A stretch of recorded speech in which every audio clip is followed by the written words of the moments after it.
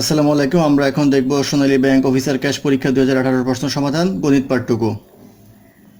অঙ্ক শুরু হবে 1 নম্বর অঙ্ক দিয়ে। প্রথম অঙ্ক ছিল A, B and C are partners. A, whose money has been in the business for 4 months, claims 1/8 of the profit.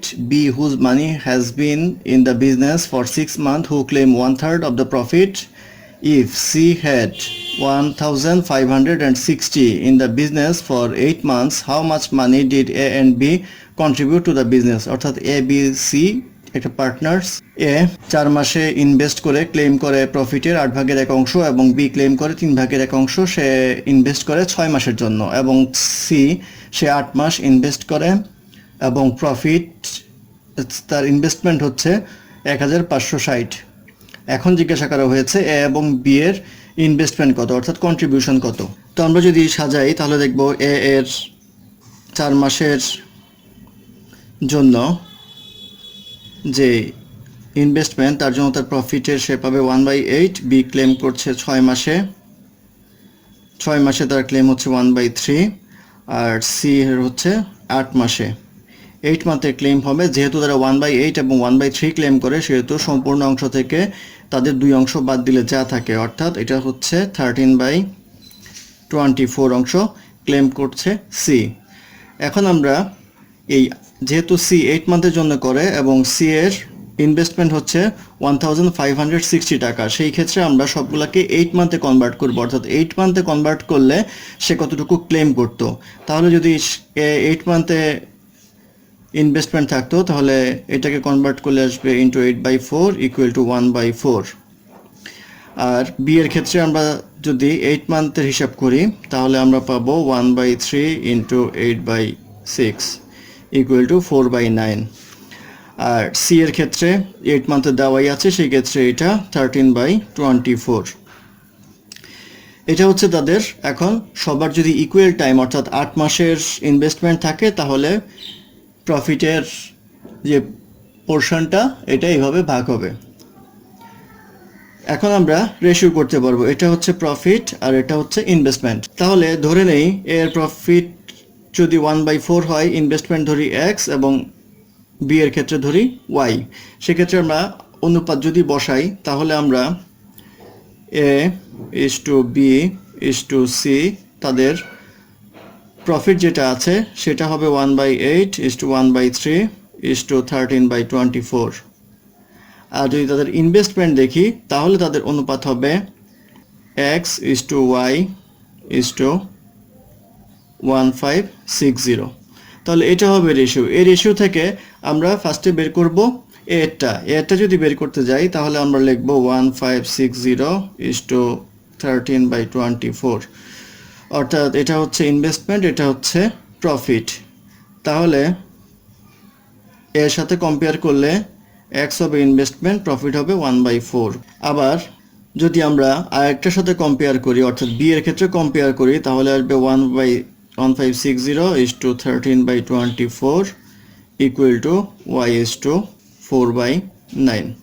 এখন আমরা যদি এটা করি, তাহলে আমরা পাবো 1560 divide by 13/24 equal to x by 1/4, বা এখান থেকে লেখা যায় 4x ইকুয়াল টু 1560 ইন্টু 24/13, বা x ইকুয়াল টু আসবে এখানে 720, অর্থাৎ 4 দিয়ে ভাগ করতে হবে।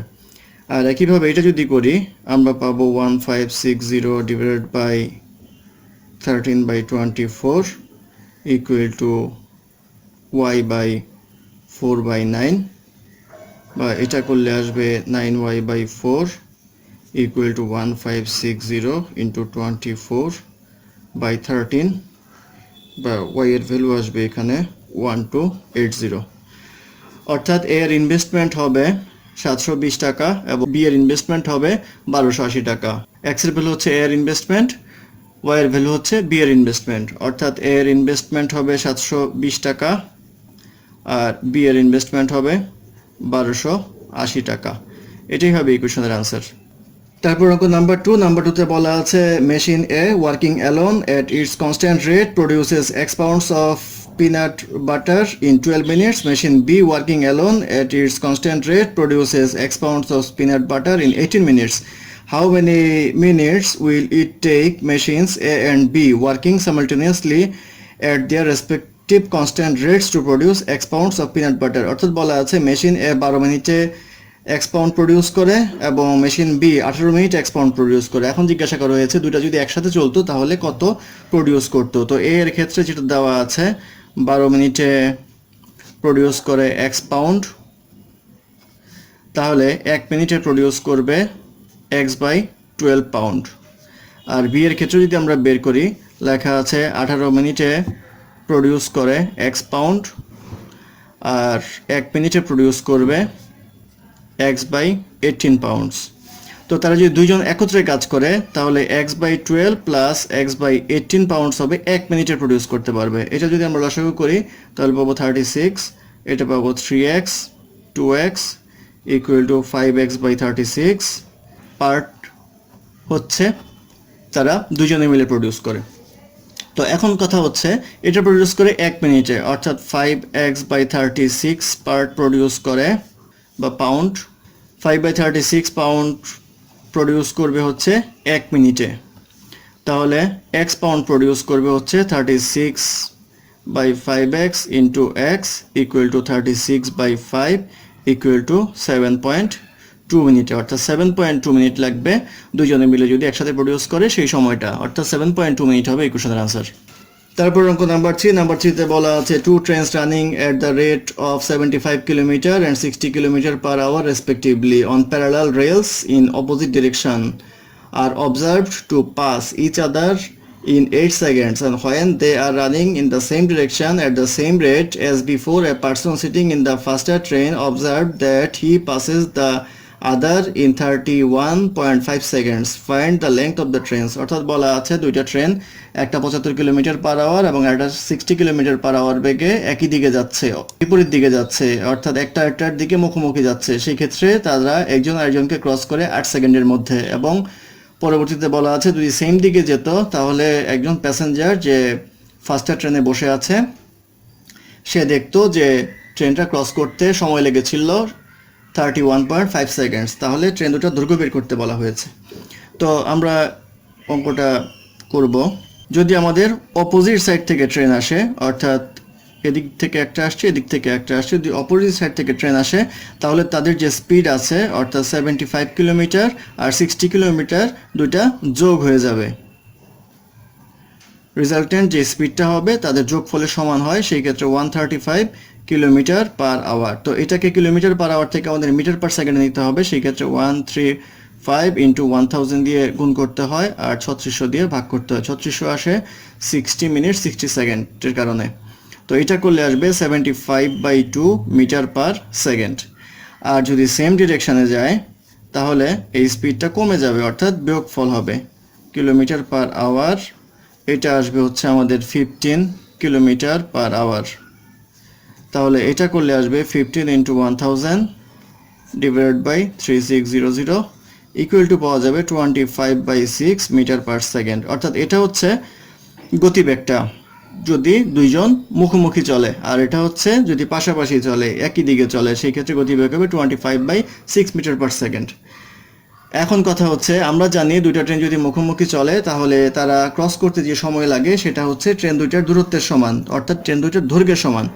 তাহলে আমাদের অপোজিট সাইড থেকে যখন আসে, মুখোমুখিভাবে যখন আসে, তখন এই ট্রেনটা 75/2 এটা হচ্ছে এত মিটার পার সেকেন্ডে বেগে যায়, সেই ক্ষেত্রে 75/2 মিটার যাবে হচ্ছে 1 সেকেন্ডে। তাহলে সেটা ক্রস করে 8 সেকেন্ডে, 8 সেকেন্ডে আসবে হচ্ছে 300 মিটার। এই 300 মিটার হচ্ছে লেংথ অফ টু ট্রেন।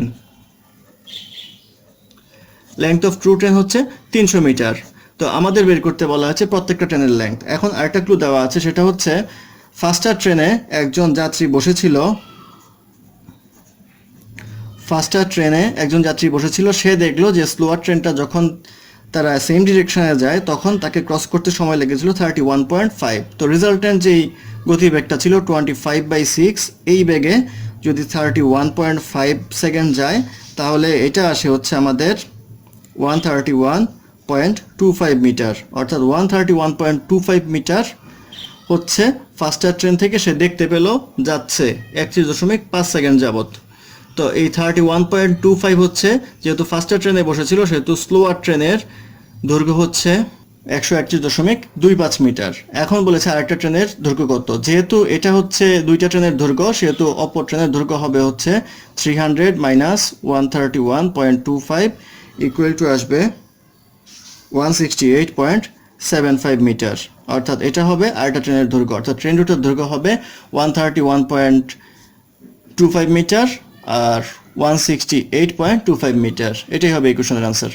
তারপর অঙ্ক নাম্বার 4তে বলা আছে গার্ডেনিয়ার plants 2 rectangular garden in separate region on his property.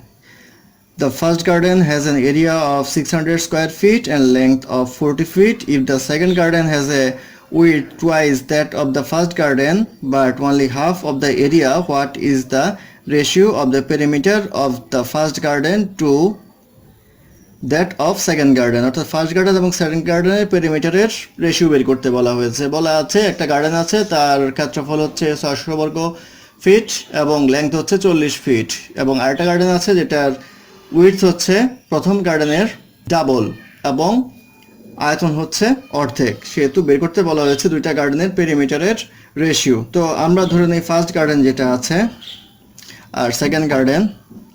First গার্ডেনের এরিয়া বলা আছে 600 ফিট স্কোয়ার আর লেংথ বলা আছে 40 ফিট। 40 ফিট যদি লেংথ হয় তাহলে উইডথ হবে 600 ডিভাইড বাই 40 ইকুয়াল টু হবে আমাদের 15 ফিট। আর সেকেন্ড গার্ডেনে বলা আছে যে উইডথ হবে প্রথম গার্ডেনের ডাবল, অর্থাৎ 15 ইন্টু 2 ইকুয়াল টু হবে 30, আর এটার এরিয়া দেওয়া আছে হচ্ছে 300। তাহলে লেংথ কত হবে? লেংথ হবে 300 ডিভাইড বাই এই উইডথটা ইকুয়াল টু 10। এখন বলছে পেরিমিটার রেশিও বের করতে, তো এটার পেরিমিটার কত হবে? পেরিমিটার হবে হচ্ছে 2 ইন্টু 10 প্লাস 30 সমান সমান 2 ইন্টু 40 ইকুয়াল টু 80, আর এটার পেরিমিটার হবে 2 into 40 plus 15 equal to 2 into 55 equal to 110। তাহলে এখন তাদের পেরিমিটার রেশিও যদি বের করি তাহলে আসবে 110:80।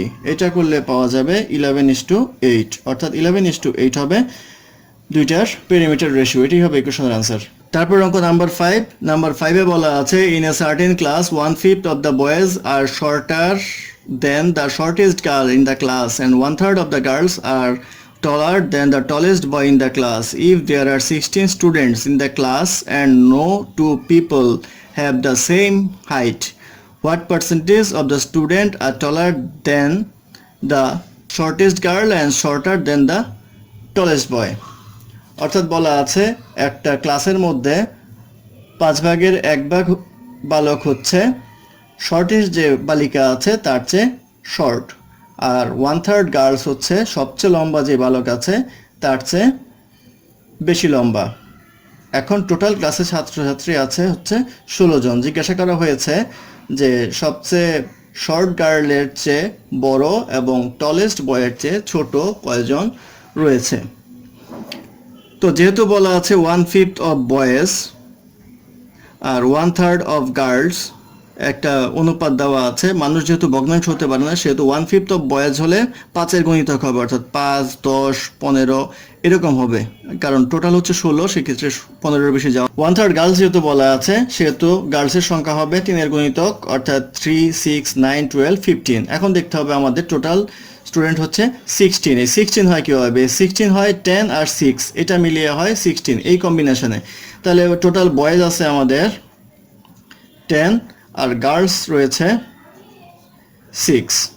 এখন বলেছে 1/5 of the boys are shorter than the shortest girl, তাহলে 1/5 of boys equal to 2 আর 1/3 of girls are taller than the tallest boy, তাহলে গার্লস হচ্ছে 6 জন, এটা আসবে 2 জন। এখন যদি আমরা একটু খেয়াল করি তাহলে দেখেন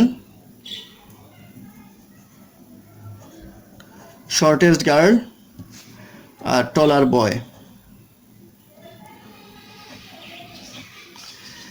তাহলে বলা আছে এখানে যে 1/5 of boys are shorter than the shortest girl, shortest গার্লের চেয়ে শর্টার, অর্থাৎ এদিকে হবে তাদের পজিশনটা 2 জন বালক হচ্ছে এই অবস্থা, আর টলেস্ট বয়ের চেয়ে টলার হচ্ছে 2 জন গার্ল, সেক্ষেত্রে 2 গার্ল হবে এই সাইডে আর 2টা বয় হবে এই সাইডে। এখন আমাদের জানতে চাওয়া হয়েছে what percentage of the student are taller than the shortest girl and shorter than the tallest boy, অর্থাৎ টলেস্ট বয়ের চেয়ে শর্টেস্ট এদিকে হবে, শর্টার গার্লের চেয়ে টলার হবে এদিকে।